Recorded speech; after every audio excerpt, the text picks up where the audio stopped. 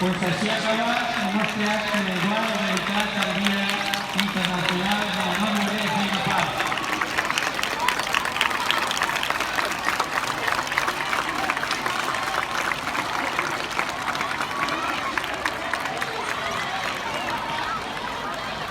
A mí me ha quedado recordar como una maquinaria que necesita ser engrasada.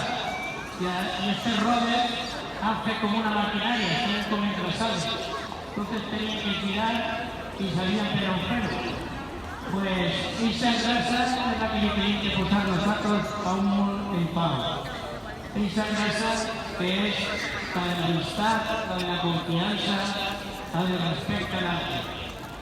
Si respectem l'altre, estem engrasant el món per a que tinguem un món en pau. Gràcies a tots i espero que us hagi agradat. Gràcies per la seva assistència.